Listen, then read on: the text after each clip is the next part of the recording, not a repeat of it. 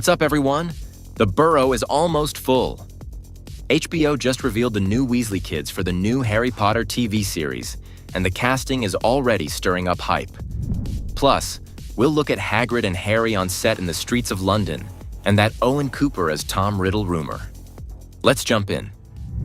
Okay, strap in, because the Weasley family casting just went from "we've got Ron and Mum" to the Boroughs basically bursting. And the way HBO rolled this out says a lot about how they're building the heart of the series. Here's the lineup. Tristan Harland is Fred Weasley. Gabriel Harland is George Weasley. Rory Spooner is Percy Weasley. And Gracie Cochran is Ginny Weasley, with Alistair Stout already set as Ron.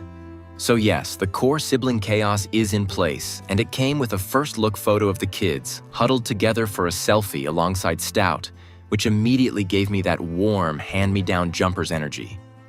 HBO even leaned into the family vibe on Instagram with the cheeky caption, "The Borough is nearly full," and followed it up with, "Joining our very own Alistair Stout as Ron Weasley, we warmly welcome Tristan Harland as Fred Weasley, Gabriel Harland as George Weasley, Rory Spooner as Percy Weasley, and Gracie Cochran as Ginny Weasley to the HBO original series Harry Potter. Plus the wink that Charlie's in Romania at the moment, but will be joining us soon enough," which is a lore-accurate nod to Dragon Boy Charlie and a neat way of saying his casting is still to come. Same on Bill. It is also yet to be announced who will take on the role of the eldest Weasley sibling, Bill. Portrayed by Domhnall Gleeson in the original film series, Arthur Weasley isn't announced yet either, while Molly is locked with Catherine Parkinson, which, casting-wise, is a killer fit for the heart and the humor. Now, if you're wondering why everyone's so hyped about getting these 4 kids right, beyond the ginger iconography, it's because the Weasleys are where the story breathes. Fred and George are the chaos engines and relief valves. Percy is the straight-backed striver whose rockier relationship gives the family real texture. And Ginny is the slow-burn spine of the saga who plays an integral part, especially in the Chamber of Secrets, and eventually marries Harry Potter. The TV format is a gift here. HBO's plan is to adapt each of Rowling's 7 novels into a season of television. Each season will bring Harry Potter and its incredible adventures to new and existing audiences. Percy's arc, so trimmed in the films, can actually unfold over time. The twins' entrepreneurial chaos can be planted early. Ginny Weasley's transformation from a shy girl to a confident, fearless woman is one of the most compelling arcs in the Harry Potter series. It's a sustained character build with room for quiet beats, Quidditch grit, and that steel under sunshine leadership.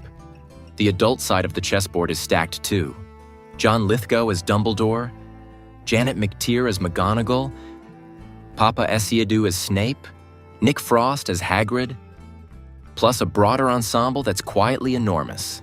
Lox Pratt as Draco Malfoy, Johnny Flynn as Lucius Malfoy, Leo Early as Seamus Finnegan, Alessia Leone as Parvati Patil, Sienna Musa as Lavender Brown, Bertie Carvel as Cornelius Fudge, Belle Powley as Petunia Dursley, Daniel Rigby as Vernon Dursley, Rory Wilmot as Neville Longbottom, Amos Kitson as Dudley Dursley, Louise Brealey as Madame Rolanda Hooch, Paul Whitehouse as Filch, and Luke Thallon as Professor Quirrell. Mickey McAnulty as Piers Polkiss, Anton Lesser as Garrick Ollivander. And let's not forget Asha Soetan as Angelina Johnson, so the Weasleys aren't being dropped into a vacuum. They're entering a production that's clearly architected to sustain a 10-year run where kid arcs can actually breathe. On the trio front, the foundation's solid. The latest cast announcement comes months after young newcomers Dominic McLaughlin, Arabella Stanton, and Stout joined the series as the leading trio Harry Potter, Hermione Granger, and Ron Weasley. And Dominic's first BBC chat had that perfect rookie awe. Putting on his costume was a bit surreal. And I was always a huge Harry Potter fan when I was younger. And it was like the dream role, of course, which, paired with a Weasley lineup that looks like they tumbled out of the Borough kitchen, sets up the exact chemistry you want for Book 1. The warmth, the mischief, the frayed hand-me-downs that hide a lion's heart. Practically speaking, introducing Percy, Fred, George, and Ginny this early telegraphs where the first season oxygen is going. The Weasley rescue net around Harry and the Muggle-to-Magic transition, the Leaky Cauldron awe, King's Cross on-ramp, and all the tiny domestic beats the films couldn't linger on. It also quietly solves a scale problem. When your show promises to explore every corner of the wizarding world, the Weasleys are your map. From the kitchen clock to the Quidditch stands to the twins' pranks that slowly harden into rebellion. And because HBO is stressing that the original, classic, and cherished films will remain at the core of the franchise, the series doesn't need to outshout the movies. It can out-detail them, which is exactly where Percy's rockier relationship and Ginny's inner life start paying dividends. For the record, there's no official Arthur, Bill, or Charlie yet. Again, Ron's father, Arthur Weasley, has yet to be announced. The actor playing Ron's second older brother, Charlie, will be joining us soon enough.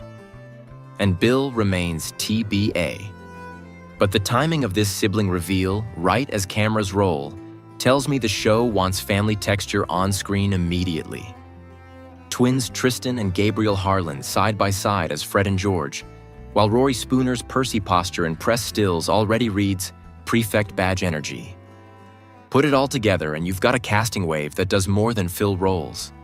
It plants a flag for tone, messy, loving, funny, occasionally infuriating, and absolutely central. Because if Hogwarts is where Harry becomes himself, the Borough is where he learns what home feels like. And with the Weasley kids now in place, you can feel that promise clicking into gear. All right, picture this. It's early morning London and Borough High Street turns into a full-on backlot. Traffic crawling, phones out, everyone rubbernecking. Because the new HBO Harry Potter series has literally taken over the road and dressed it up like Diagon Alley. And the headline sighting is Nick Frost lumbering through as Hagrid while Dominic McLaughlin, tiny but determined in a blue, green, and yellow rain jacket, and Harry's iconic glasses, keeps pace near London Bridge. Yeah, the whole thing stopped the city in its tracks and gave us a super clear look at how the production is pulling off the half-giant illusion in 2025.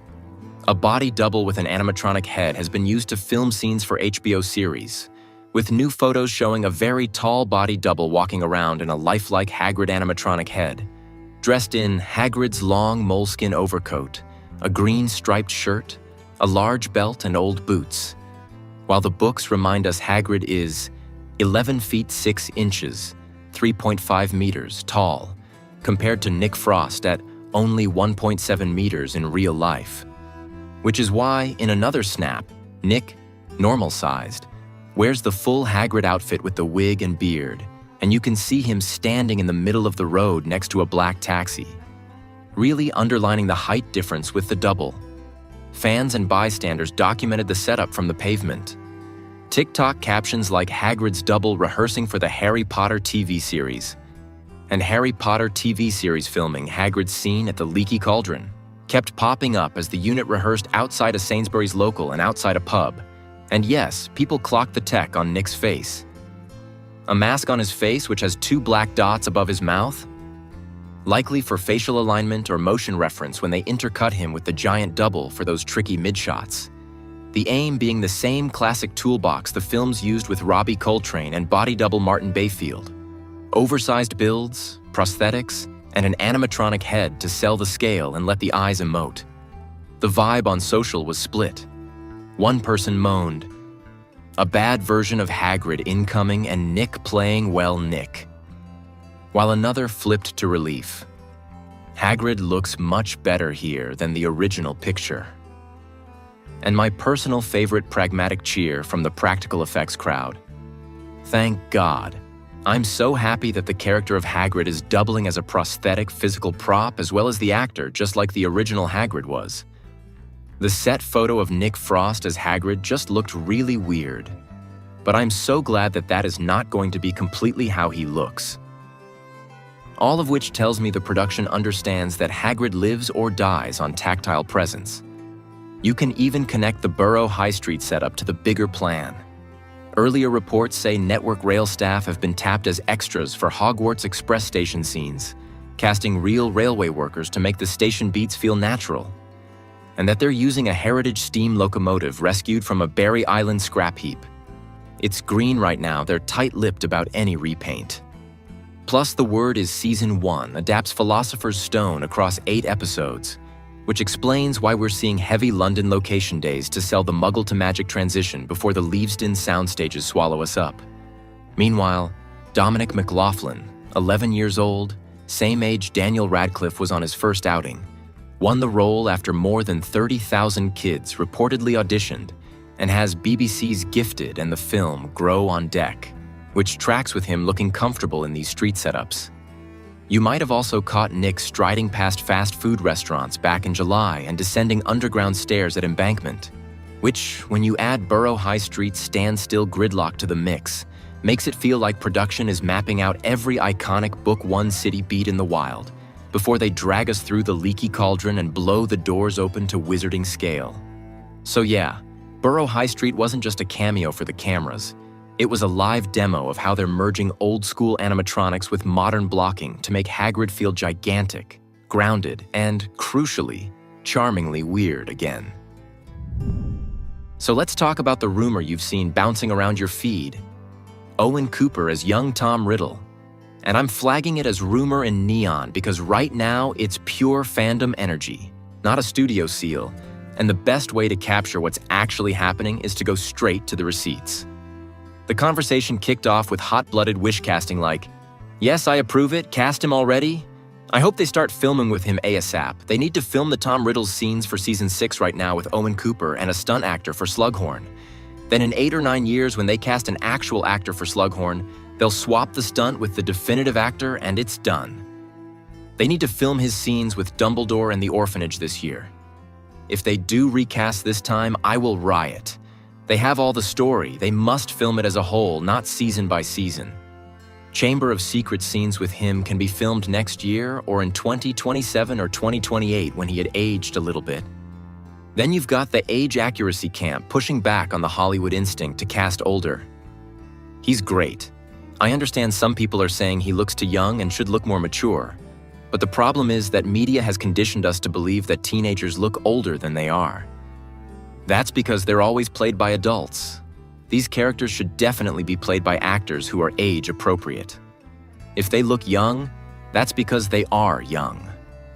There's also the typecasting worry from folks who've clocked Cooper in darker roles. I don't disagree with you considering his performance in adolescence. However, I do worry that he might end up being typecast as psycho-sociopaths if this ends up being true. Although I guess this is already happening if he's portraying a young Heathcliff in the upcoming Wuthering Heights movie. And then, probably the most grounded post in the whole thread, the community self-corrects with a reality check about the production timeline and how clickbait loops work. They are not casting Season 2 right now. Any rumor that he's in the running for Riddle comes from clickbait sites which are literally just scrubbing data from here, Reddit, and framing it as fact. Essentially, a bunch of people on Reddit say they'd like to see him as Riddle. Clickbait sites run with it, framing it as, "Sources say he's in the running." So then they post the clickbait article as if it validates the claim. And then it just winds up in a never-ending feedback loop. They're not starting filming S2 till nearly a year from now. They're not casting this role right now. Ergo, we can dismiss this rumor out of hand. Taken together, that's the whole life cycle. My read, if you want it straight. If the creatives stick to book-per-season pacing, the version of Riddle that matters first is the teenage diary echo in Chamber, which needs a performer who can do polite menace and prodigy charisma without looking like a grad student. And I get why Cooper's name is in the chat. But until an actual casting sheet drops, keep this one in your Fun to Imagine folder and don't let the aggregator headlines trick you into thinking confirmation happened while you were making coffee. And there you have it. The Boroughs filling up with Fred, George, Percy, Ginny, and Ron, Hagrid and Harry walking down Borough High Street, and the Riddle rumor still buzzing around the internet. So what do you think? Do these new Weasleys live up to the family legacy? Who's your favorite casting so far? Drop your thoughts in the comments, smash. Like if you're excited to see the Borough on screen, and hit subscribe with the bell so you don't miss the next round of reveals. See you in the next one. Peace.